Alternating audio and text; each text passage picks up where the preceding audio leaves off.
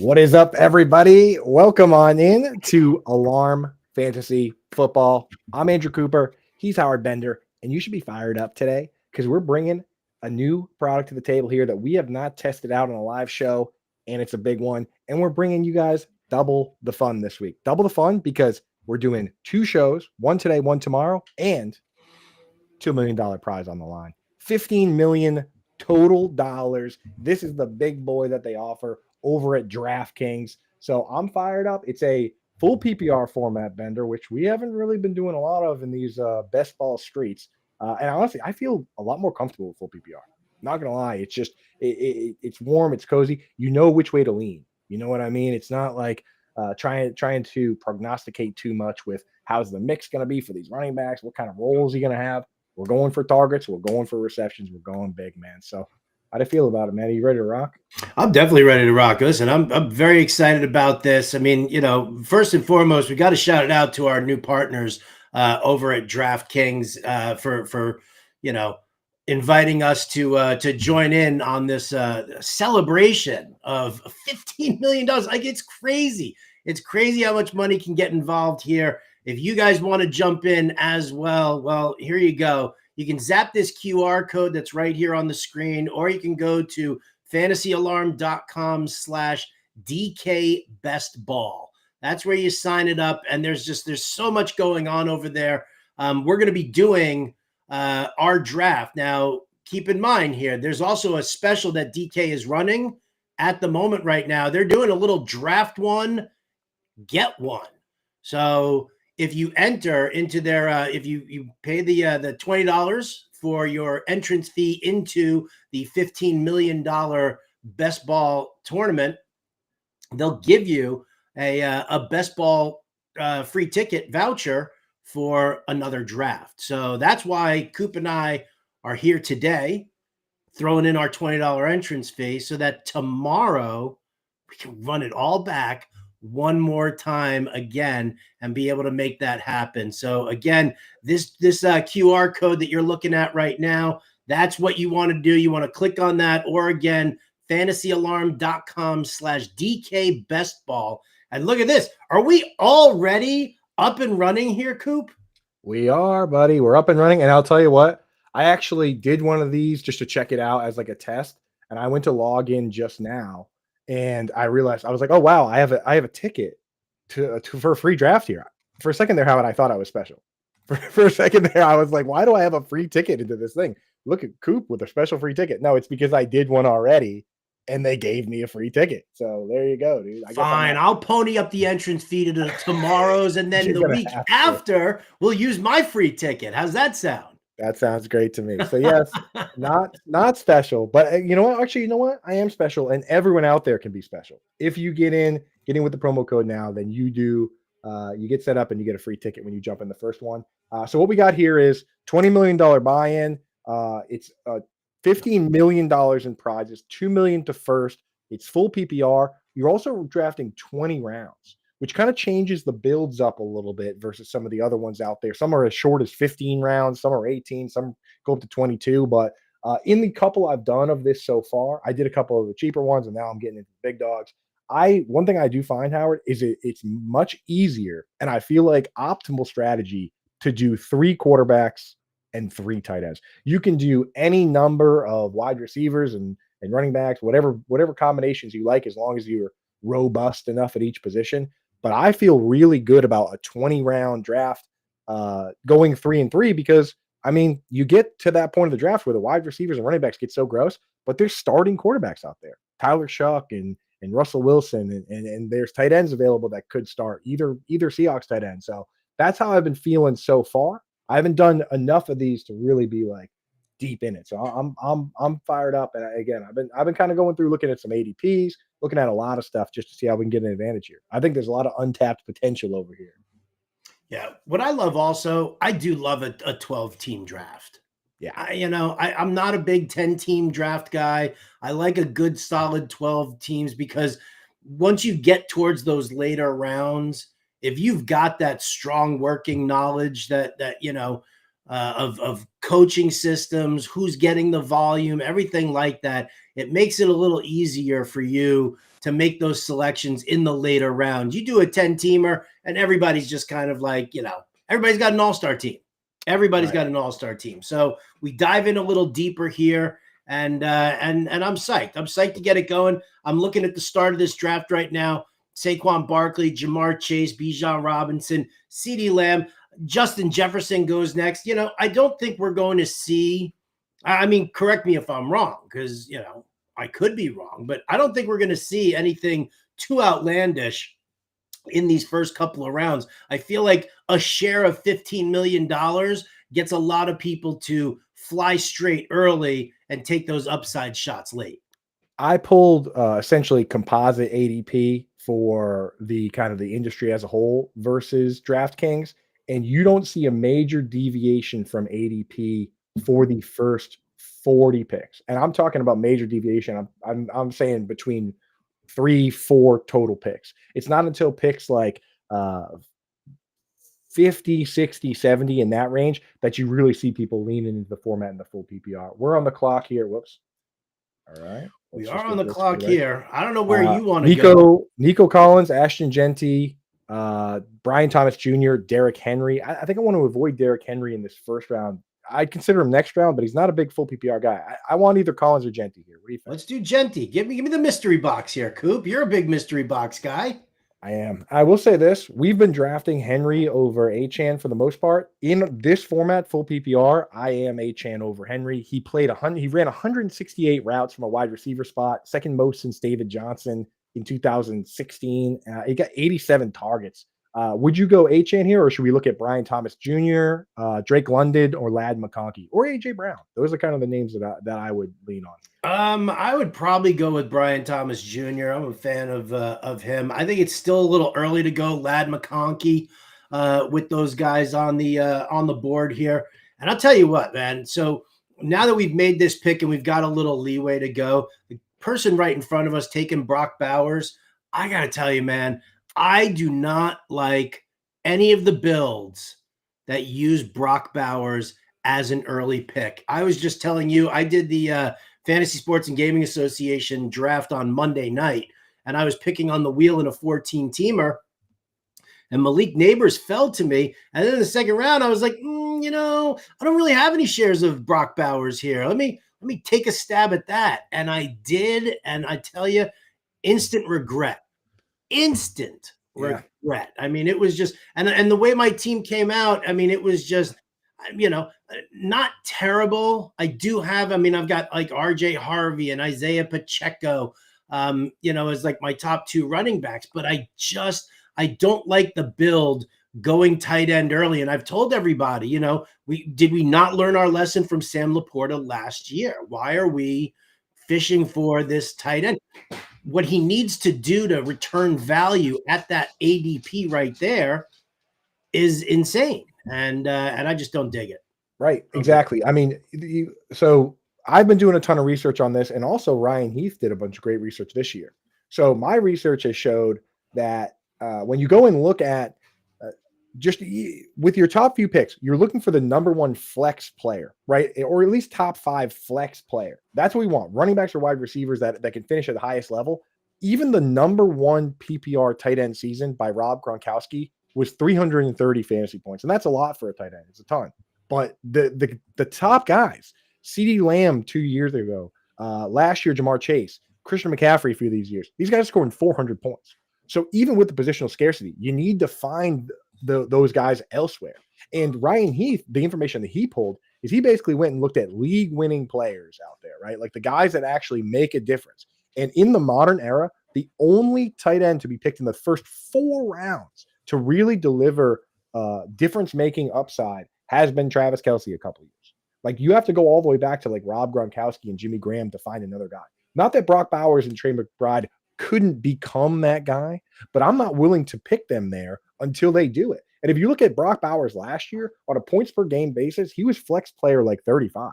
Mm-hmm. If you're drafting Bowers there, if you pick Bowers in that spot and he does what he did last year, that is a failure. It's not enough to be the tight end 1 overall if you're being picked in the second round.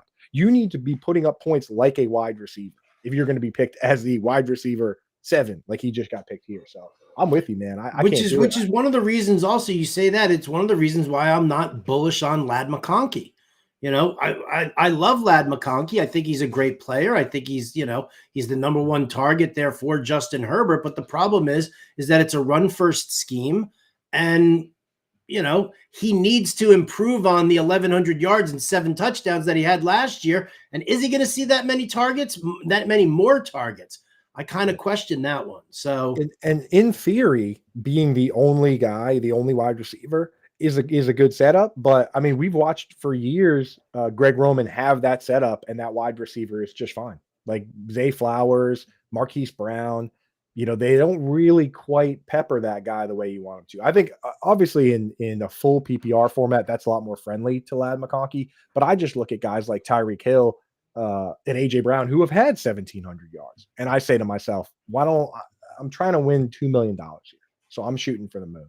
Well, we're coming up here. A lot of heavy wide receiver builds, obviously with the full point PPR format. Where do you want to go here in round 3? You know where I typically go, so you tell me where you want to go. Here's the problem we run into is that you don't like JSN as much as I do. The best available guys are McLaurin, JSN. I think we can both agree on this guy. How about Breece Hall right here? Sure. Right at ADP, good value. One thing I've been leaning into, folks, that I want to make sure the people out there that are going to draft, I'm not saying max out these tournaments, but if you're going to draft multiple teams and try and put a little bit of volume out there, like even if it's just like 10 or 15 of these, we're back up here. You want to go so Evans, Kittle, James Cook, DJ Moore, Amarian Hampton, DK Metcalf, Jalen Hurts. I would go Evans here, Kittle, or Jalen Hurts. I don't know if I love those other guys. I know you don't really either. I don't. I like Jalen Hurts. I do like George Kittle. I'm fine with either one of those picks. Let's go with Jalen Hurts here. There you go. All right. Get that tush push one more year. Like, that's the funny thing about it is that, you know, everybody's kind of talking down. I know that Jalen Hurts is one of these polarizing players who we hear a lot of people talking about right now. I don't remember who it was that said Jalen Hurts just basically did just enough to get by with the Eagles winning last year. I was like, are you kidding me? Like, are we really, is that what we're kind of running this guy down? One more year of the tush push, a lesser defense, which could mean more throws from him. I'm definitely comfortable taking Hurts here as a top QB option. No doubt. And they were dead last in pass attempts. Regression towards more passing is likely. You know, and even if they were dead last, he was still good. And we got the clear top 4 quarterbacks. We got the cheapest one. Let's take a minute here since we have a whole swinging back to say what up to the people in the chat. What's happening, everybody? Fatty McFats, and Dunn, Obi-Wan. We got the whole gang out here. Justin Hollis and Skinny McKinney's got it right here. This is what today's all about. Yes. Money. $20 buy-in, $2 million. 10,000x with the big win if you can take it down. So make sure you get set up. We're promo code alarm over there, Bender. They give us there's not even a promo code to jump in there. You guys can sign up today at fantasyalarm.com/DK Best Ball and download the DraftKings Daily Fantasy app right now to draft your $20 Best Ball lineup to play for a share of $15 million and get a second ticket to play for free for a share of $15 million. There's 2 chances to win. That's 2 chances to win big here without ever setting your lineup again. Draft one, get one, only on DraftKings. And you know what, Coop? The crown is yours. Yeah, I can confirm they put that ticket right in there. So right away, it just pops up. It doesn't even give you the option to pay. They make sure you take good care of it. Because I didn't even know they had the promo going. It's a beautiful thing. So get that rocking right now. So what I was getting at before is that if you're going to draft some volume in these contests, just keep in mind that historically with the big tournaments, the winners, they're not deviating drastically from ADP, especially in the early rounds. The way I've been playing these as I go is I always start each round by looking at the top of the queue. And I see if there's a guy there that's going a full round beyond his ADP. In these early rounds, even just 5, 6, 7, 8 picks can create a bunch of value. But some of the winners of these big contests, they're getting guys 2 rounds after ADP, guys that might not be super popular guys with other people. So they're getting a discount. Last year, guys like James Conner, Brian Thomas Jr., obviously a rookie, Adam Thielen down the stretch, when he came back from the hamstring, was wide receiver 13, right, in fantasy. So I always stop and say, okay, is there a value even on guys I might not like? Like you and I don't like DK Metcalf, but if he makes it all the way back to us right now and we're getting a full round of ADP, I would consider him there, right? Because you gotta consider the possibility that what if we're wrong and we can get this guy at a monster value. So wait. What if what? What if not if we're wrong? Not if wrong. What if we correctly faded him in the last round? But this round, we're getting generational value. That's what it's about, right? It's that generational value that you have to keep an eye out for, right? So for me, I kind of in the dynamic tier rankings in the Fantasy Lounge Draft Guide will help you with this. I have everybody color coded in there, and mentally, I think of it that way. I go through this draft and I say, okay, I got guys that I want at or above ADP. I've got guys that I'm willing to take if they slide past ADP, and even my do not draft list, if they fall a full double-digit number of picks from where they typically go, I will take them. It helps even out my portfolio. And also, just getting a unique build that somebody else might not have, where I have a mix of my favorite players and then and then the last couple guys that I'm just taking value on. So it could be a great thing here. I think right now, Howard, he just went. Yeah, wow. DK just went. Ridley, Waddle, Devonta Smith. Devonta Smith was the guy that I really wanted. We're looking at James Conner, Travis Hunter, Travion Henderson, or RJ Harvey in a full PPR. Also good picks. We got to skip Joe Burrow here. So what do you think? James Conner, Henderson, Harvey. I would do Harvey. I like Harvey. You got time's ticking. Ticking. We're gonna have to load up on some wideouts here. Listen, we're taking the value that they're giving us here, but look at how much yellow is on that screen right now. That is, the question is that overcompensating for people? And do you turn around and just scoop up as much running back value as you can get? You might have to. Right now, Travis Hunter, Rome Odunze, or one of my favorites, Chris Godwin, are the top wide receiver options. I'm happy to do Godwin, unless you want to think about stacking Hunter with Brian Thomas, and then maybe taking a look at Trevor Lawrence a little later on. Let's do it. Do that. We're trying to win $1 million, Bender, and Hunter we're getting a ADP value on Hunter at that pick. So it's kind of a combination of both. And I'll tell you what, this is where you create supreme value is if possibly, I know it's a wide receiver heavy draft, but possibly Godwin makes it all the way back, and then you can have your cake and eat it too. That's what some of the big winners last year. I watched a guy that won one of the big contests out there. He had T. Higgins and Jamar Chase and passed on Joe Burrow to take the value on James Conner, and then Burrow made it back. Those are the kind of needles you got to thread. You got to get risky in these things if you want to hit it big. So we'll see. Great value on Joe Burrow for that guy there that just took him. It is a wide receiver heavy board, but that's what you expect from full PPR, right? You do. At least early on, like all of a sudden, if you're doing one of these drafts further into training camp and you start seeing, certain things developing, you might end up pulling back. There are a number of guys who are just, and just kind of looking on the board right now where there might be some question marks. What is the volume of passing going to be in Seattle, right? Is Tet McMillan going to see that 25% target share in Carolina? And is he going to be, worth that pick? Is Cortland Sutton going to remain the X receiver and get funneled targets in Denver? So, these are constant things that we that we need to just kind of keep our eyes on for sure. Yeah, absolutely. Now, this guy at the swing here looks like he's auto drafting. I hope he has his own rankings in. I hate when people auto draft in big tournaments I'm in. I hate it because it's taking the top player off the board. It's so hard to get multiple rallies. Oh, he's got his own rankings. Nice. So we're good on that. Safe on that. Marked safe from auto drafter on this one. The problem that I hate is that how can you get 2 rounds of value on a guy if there's a team in there just skimming the guys off the top, right? You want guys in your draft that are reaching and doing crazy things and doing crazy builds and trying to get unique, because that allows you to collect some of that value. So luckily, I mean, I wonder if I doubt his ranking. I doubt he wanted to double tap Laporta and Hawkinson. Maybe he did. Feels like a strategy that is suboptimal, if you ask me. It does seem suboptimal. Now looking at our team here and looking at what's coming off the board right now, I have an idea of where I want to go. The problem is that every time we name a player, he's either going right before us or right after us. So as we scoot We through don't want here, to jinx it.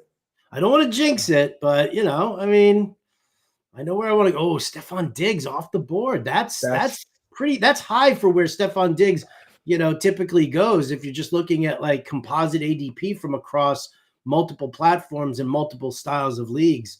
So maybe people are starting to wake up a little bit more and realizing that Drake made it to Stephon Diggs is going to be a hot thing this season. This guy was on pace for 100 receptions last year, not targets, receptions. If you go through and look at the top 15 players in receptions per game, they all go in like the top 40 picks except 2 of them. Travis Kelce, who had 97 catches last year, and Stephon Diggs. Those are the 2 guys, and they both just went in this round here. I also would have taken Cooper Kupp there. So we're back to the drawing board for us. Khalil Shakir, just not a high enough upside player for me. It's like Khalil Shakir, Josh Downs, Matthew Golden, Jaden Reed. I don't know if I really love those guys. I don't want to scroll down too far here. What do you think about an Evan Ingram? That is exactly. You just said it. If he goes right now, I swear I'm going to reach through this screen and I'm going to choke the life out of him. There's no way this guy goes Kittle Ingram, dude. That's you'd like to think that's the case. There it is. Beautiful. That's the pick. Now what this actually leaves us, if we do want to consider stacking, we could go Bo Nix. We could go Trevor Lawrence. Bo Nix is right there. We can get Trevor Lawrence later, I think. But I definitely know we can get Trevor Lawrence later. I'm just saying, it depends. It just kind of gives us those added options. Let's not go Bo Nix. Let's go Matthew Golden.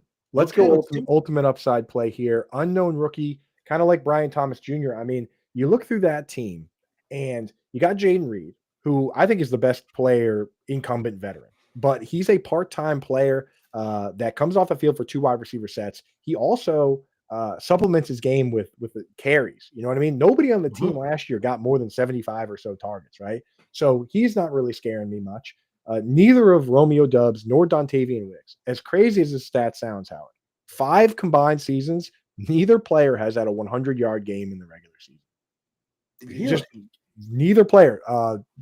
Romeo Doubs had 1 in the playoffs. I think it was against the Cowboys. That's kind of what I was thinking of. Right. But neither one during the regular season, right? Christian Watson is going to miss the majority of the season. Dontavian Wicks has been the odd man out. Like Matthew Golden, they went and drafted him in the first round, which they never do. He could show up day 1 and just be the flat out best guy on the team and get 130 targets. Like, what if Jordan Love has been good and these guys have just been okay? So that's the kind of bet in these $1 million buy-in, $1 million teams that I'm willing to make. I will say this, Howard, this is the kind of build where maybe we do mix in some safety later on at wide receiver, because starting off Brian Thomas Jr. and 2 rookies is about as risky as you should probably take it, right? Probably. But I mean, like how safe do we want to go? Like, are you talking like Adam Thielen safe, or are you talking about? I'm talking Adam Thielen safe. I'm talking like that might be the kind of guy where we look at, where we're looking around and we're saying we can't afford to fail, like completely whiff, So we'll see what's out there, but I mean, I don't know. We're probably still enough drafting like Trey Harris and the guys that we always draft. So we'll see, right? I mean, let me ask you this one here. How does it kind of instill some fear that 30 of the 32 second-round picks haven't signed yet, right? The Houston Texans gave Jaden Higgins guaranteed money, and then the Browns turned around and they gave their second-round pick guaranteed money because he actually went before Higgins. And now all of a sudden, every single one of these guys is like, nope, I'm out. I'm not signing until you guys give me guaranteed money.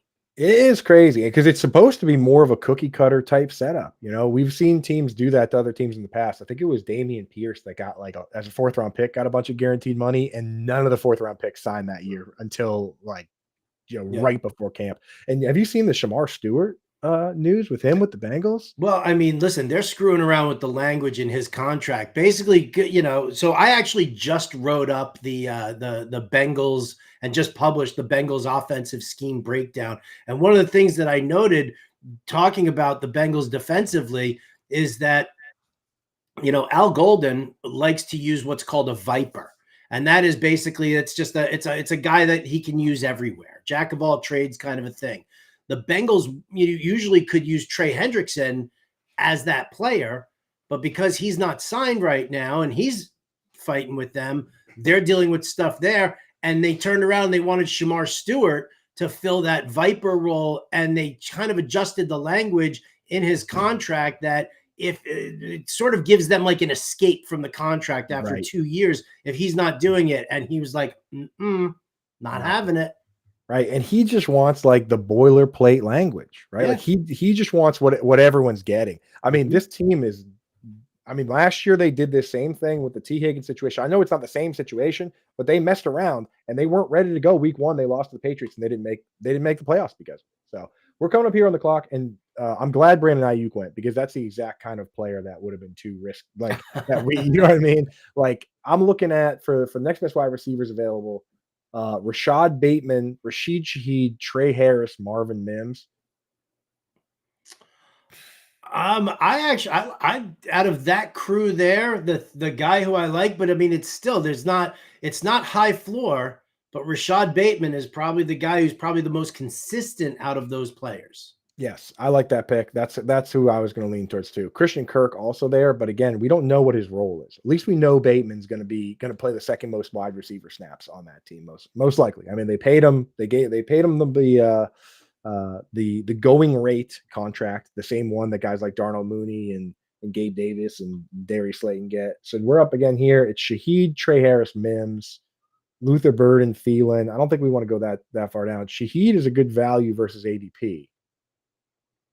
Well, and I'm okay with that. They're going to be throwing. It's just a matter of, is there going to be any kind of accuracy?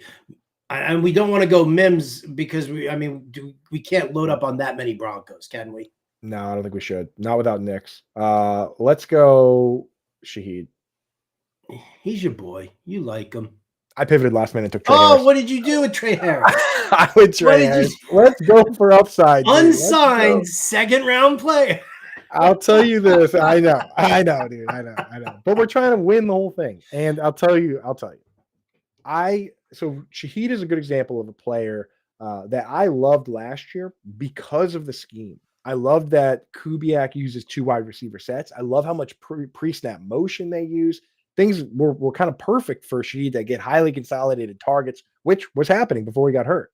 Now we're going in this year, and it's a new coordinator. I know Kellen Moore did great things with Devonta Smith, which would hopefully be his role. But they brought in Brandon Cooks. They're going to use more 3 wide receiver sets. The quarterback is going to be dog water. He's coming off a major injury.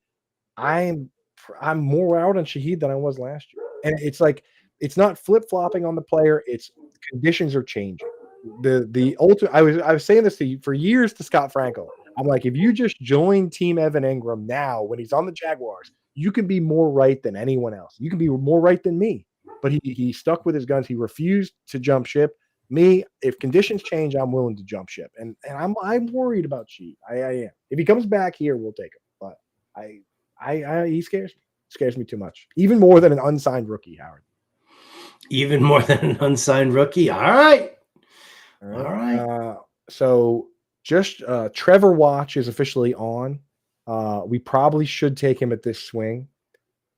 He won't go ahead of guys like JJ McCarthy just went. So now we're in the range where he could go. No one else. The thing is, and this is why I encourage people, if you start your draft with Chase and Higgins and you get them both, wait a little bit because other people aren't incentivized as much to draft that quarterback when they don't have the stacks. Once we took Brian Thomas Jr. and Travis Hunter, and there's no tight end that like Brenton Strange isn't going before Trevor Lawrence, no one else has the incentive that we have to draft this player. So I think it's easier to get a value on a guy like Trevor Lawrence now that we've got that build. I don't want to jinx it. We've been jinxing a lot of things here, but I think we have a good shot at getting him here. I would hope that we have a good shot of getting him. I would definitely hope that we have a good shot of getting him. But yeah, I'm not gonna, at that point in time right now, when you start seeing a lot of people grabbing their second QB, and you do see guys like JJ McCarthy coming off the board, you do want to, ensure that you're going to do it, especially if you're talking about, the fact that you were looking at like a 3 QB, 3 tight end build. Right. Yeah. And we still plenty of time because we're going 20 rounds here. Just so you know, Najee Harris right now is reaching the range where he is double-digit rounds from where he goes. His ADP is currently 119, so we'd be getting a full round of value on Najee Harris if we would take him. He's got that little question mark thing that says he shot his eye with a firework, and I think that's kind of scaring people away. You'll shoot your eye out, kid. Yeah, you got that questionable tag. So fingers crossed. Other guys available that we could consider: Shaheed making his way back to where I would be comfortable. There he goes. Perfect. Marvin Mims still there. Ramondre Stevenson, Christian Kirk, Colston Loveland, who we're not really taking a lot of. Rashad White, Jonnu Smith, Isaiah Likely, Dallas Goedert. Like this is kind of the range where we don't love a ton of these guys here. If it comes down to it, we take Najee Harris right here, I think. Sure. Because the guy, we got to hope the guy at the end does the right thing here. And he has 2 quarterbacks already. He has no use for Trevor Lawrence. Unless he's listening and then he's like, screw these guys. Screw these guys. Screw these guys. I'm going home. There it is. Take Trevor Lawrence. Let's play it safe here. Good gamesmanship. And Trevor Lawrence, not only did we get him with our build, but he was right at the top of the queue, right there with Christian Kirk and then him. So we got him at perfect value for what he does. We took the value in Najee Harris, a guy that goes at 119 on average. We got him at 131. That's how you got to build these to create that value, because it could turn around and Najee Harris is fine and people say, oh, they forget about the eye situation. He goes back up. So that's the way to play it. Okay. Where do we start considering Dylan Sampson? Because I doubt his ADP reflects.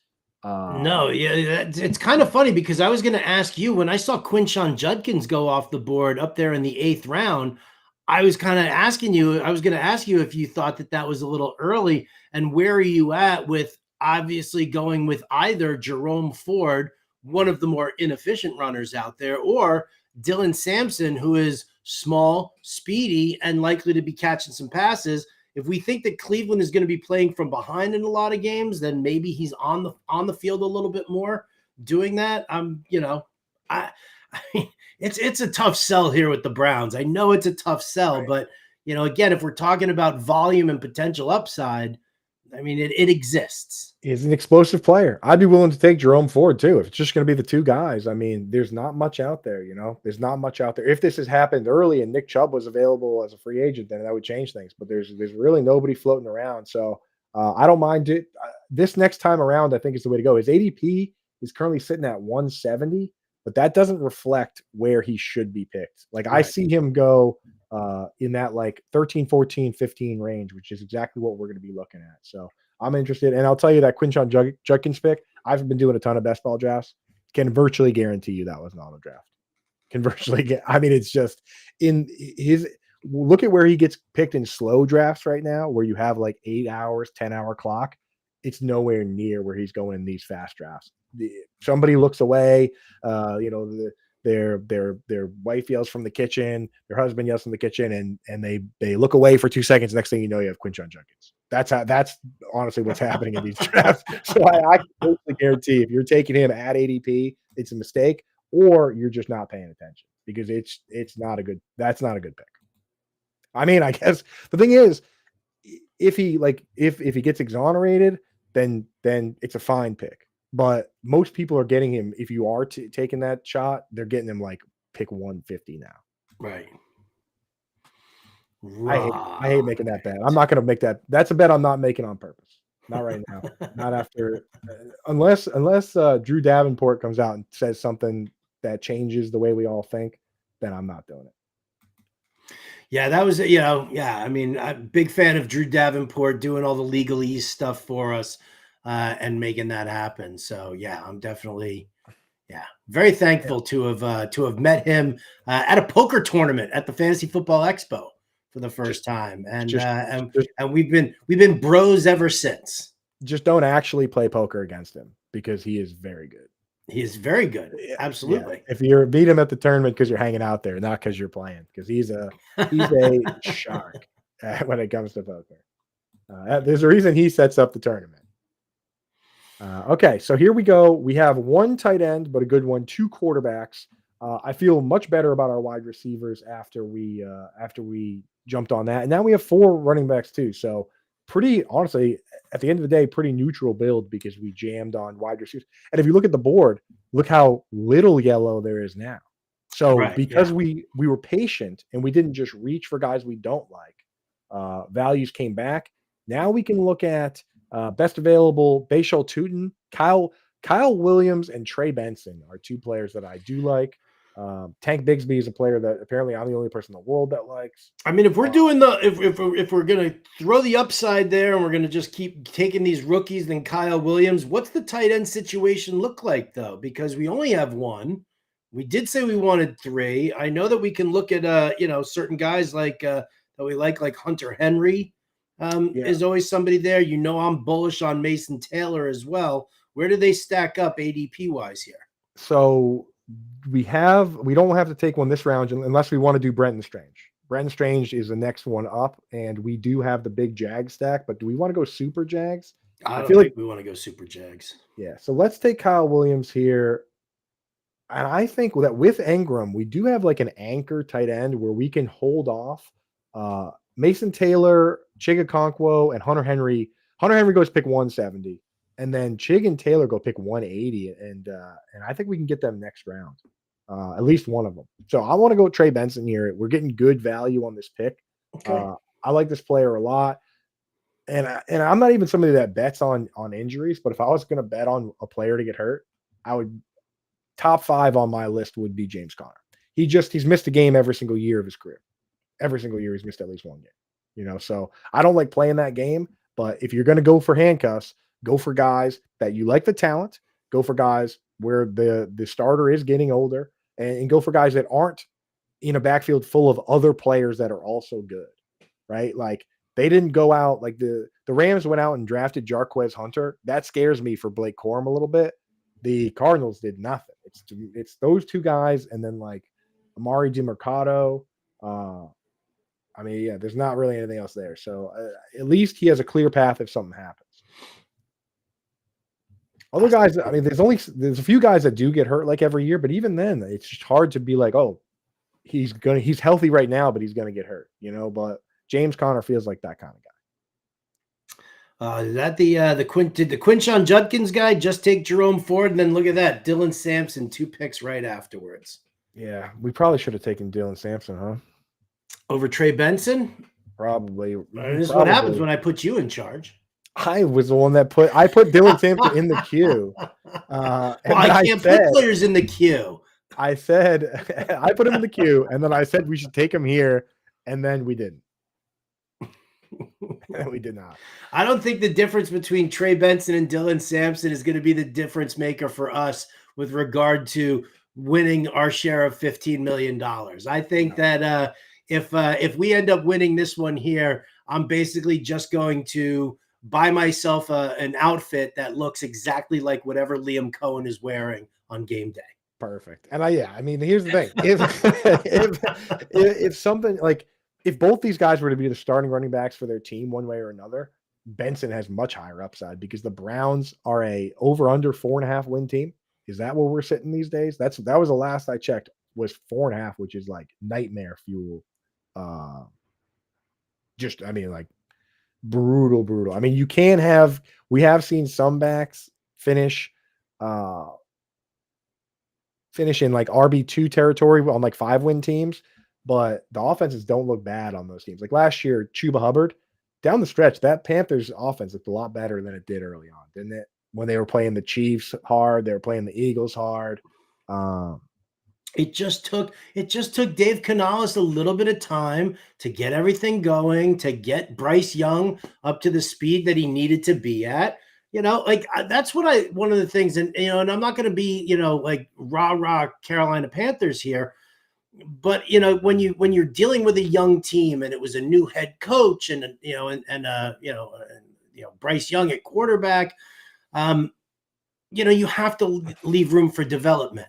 I'm not picking these teams to win the whole thing, to win the Super Bowl, and I'm very selective as far as which ones I use for fantasy purposes. But you have to be able to watch that. I don't mind investing in, I guess I'm not going to say bad teams, but lesser teams with, some decent fantasy plays in there, because I do think at the tail end of the season, especially when you need it, weeks 14, 15, 16, that things start to gel for them. Isn't that, like we know somebody who won a boatload of money off having Adam Thielen in a best ball tournament. Mm-hmm. Exactly.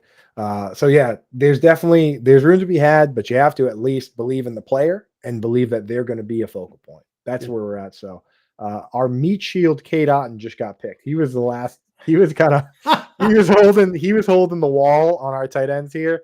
I think we should take Mason Taylor here if he's available. Him and Chigakonkwo are the next available, and then after that in ADP it goes Freiermuth, Schultz, Juwan Johnson. There's guys that I will circle back for later, but I have no interest in taking like Dalton Schultz or even Freiermuth now. No, there's no upside to those guys. I would rather double tap tight end here and go Mason Taylor and then Chigakonkwo right afterwards, and just be done with it, right? Not to have to like fish for, whoever is like I'm not taking Jatavian Sanders. We are not taking Jatavian Sanders. I'll take him out of the queue then. You dirty boy. Yeah, I guess. And you know what? That's smart, dude, because you know who we were going to end up with. Our third tight end, if we didn't take Chig there, our third tight end was going to be one of these guys. It was going to be Jatavian Sanders. It was going to be like Oronde Gadsden 2, or it was going to be one of the Seahawks tight ends. And I just did that, by the way, in Scott Fishbowl. I just double tapped Noah Fant and Elijah Arroyo. Me too. And there were definitely, so I mentioned it briefly on the podathon, and I went in to check. It's not just you and me doing that. A couple people are doing it too. So hey, you know what? If you can take two of those picks and get a potentially startable player out of it, then do it, because pick 21 of a 12-team league is a nothing pick. So that in that format, that's a good strategy. In best ball, you gotta pick your guy. Okay, so tight end is done for us, which is nice. We're gonna need a third quarterback. We don't need a third quarterback, but I'd like to have one somewhere if possible.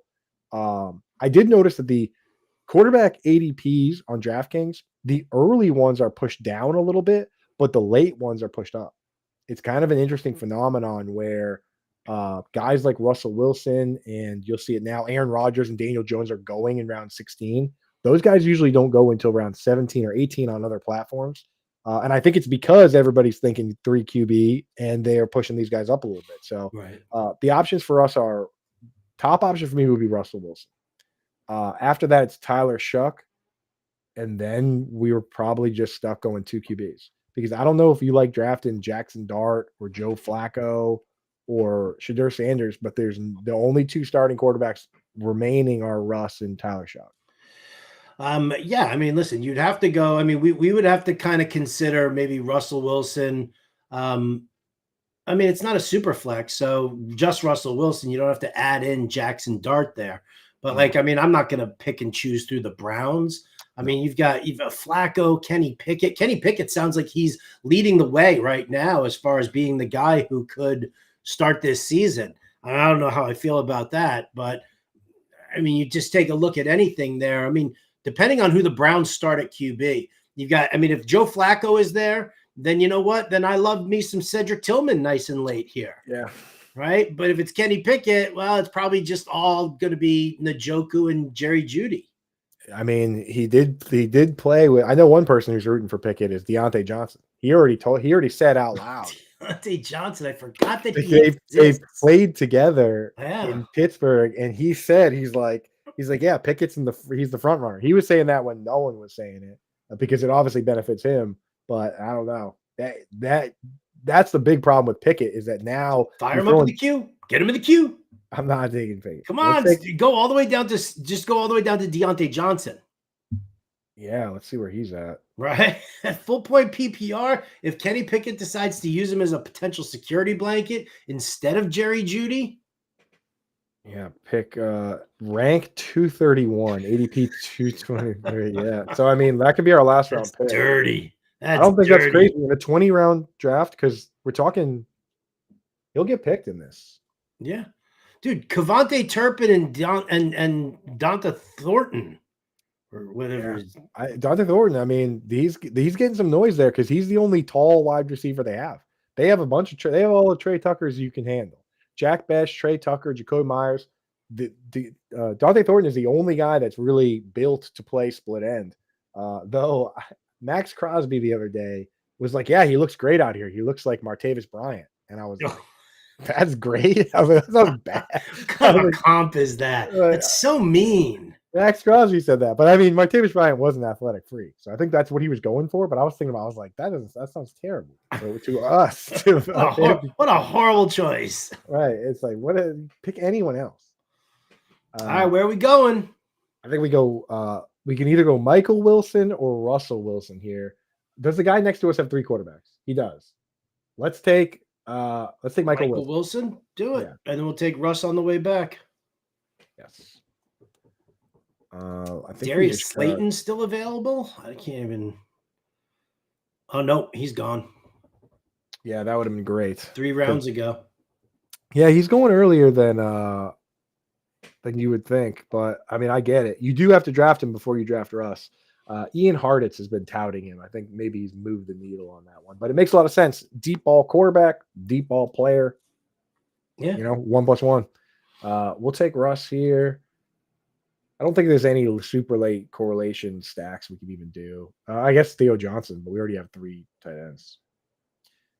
Theo Johnson, he's a very athletic player, but they asked him to block on double-digit pass plays, and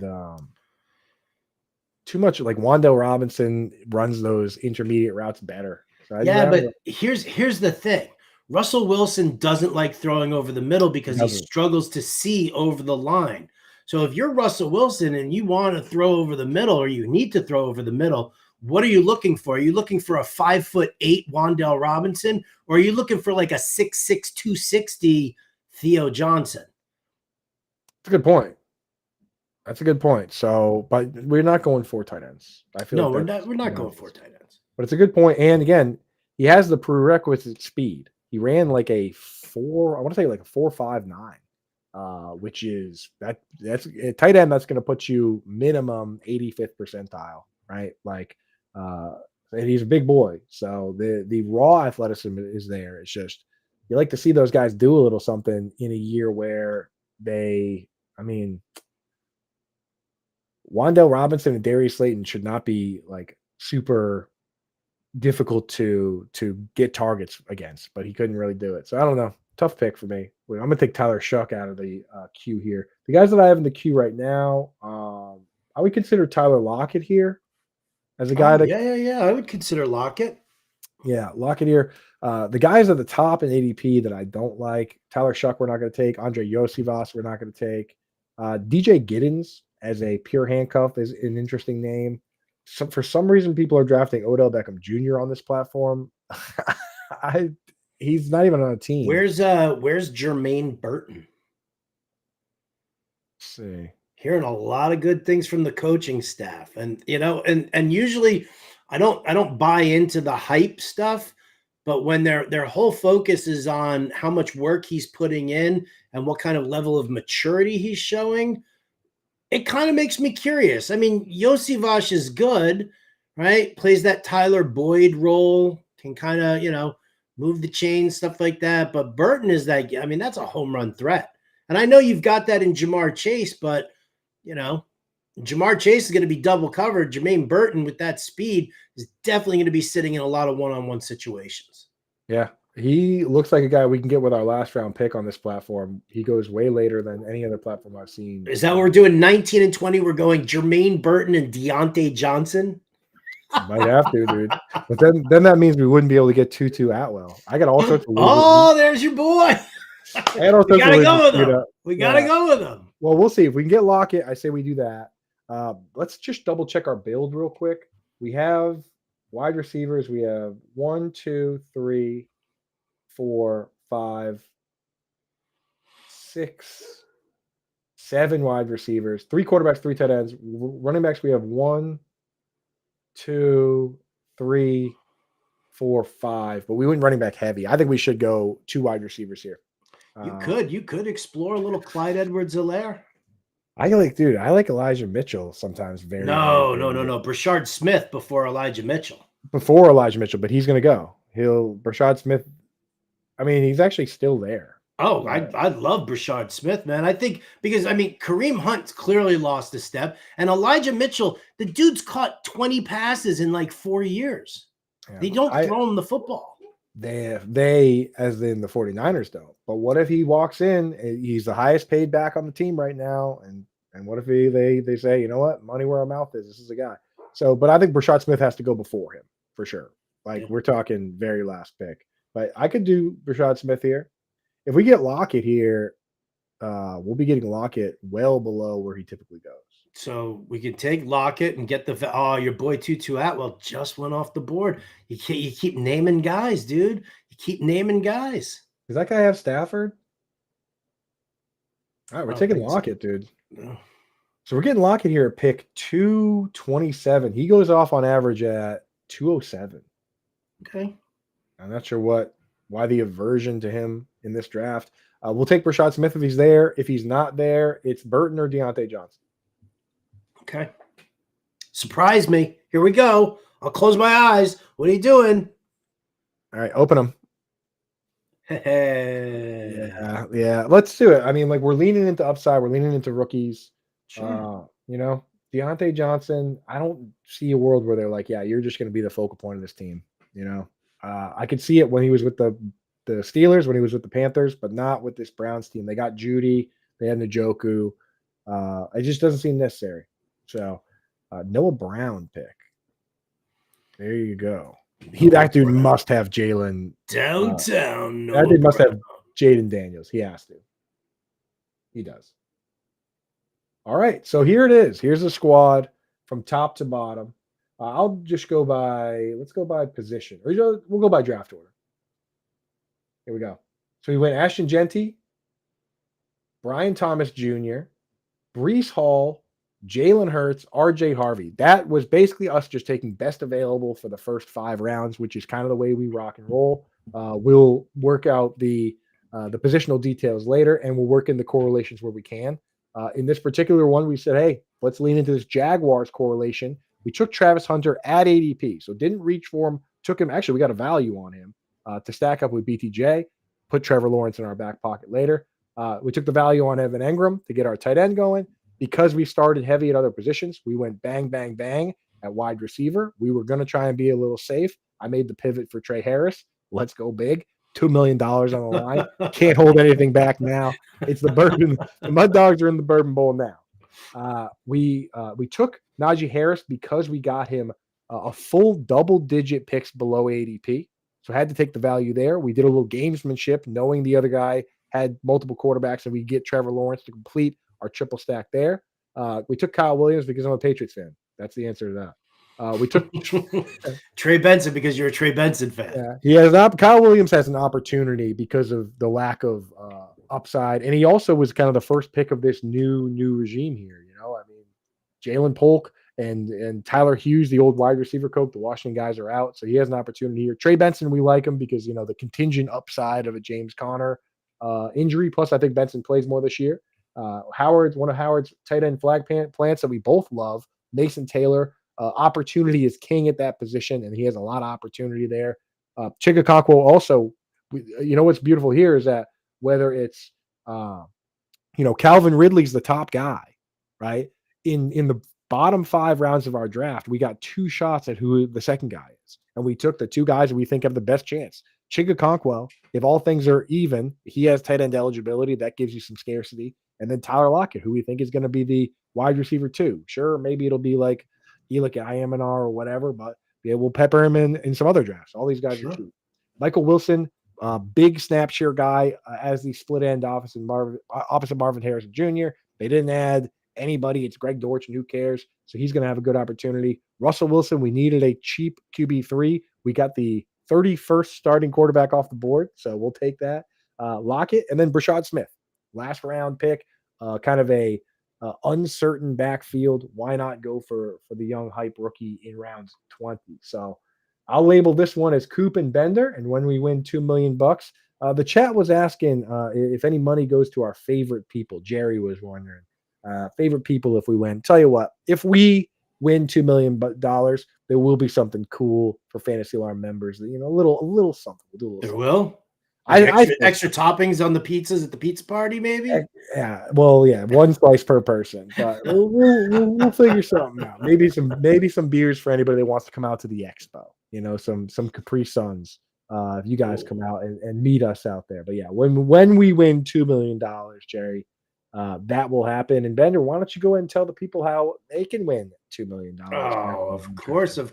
Well, first and foremost, here's that QR code that I was mentioning earlier for everybody, and you can either zap that QR code or sign up today at fantasyalarm.com/DK Best Ball, all one word. Download the DraftKings Daily Fantasy app right now for your 20 and put your to draft your $20 best ball lineup to play for a share of $15 million in prizes. And what they'll do is it's draft one, get one. So if you sign up and you put in $20 and you jump in there, you can get a second ticket to play for free for a share of $15 million. That's 2 chances to win big without ever setting your lineup again. Draft one, get one, only on DraftKings. The crown is yours.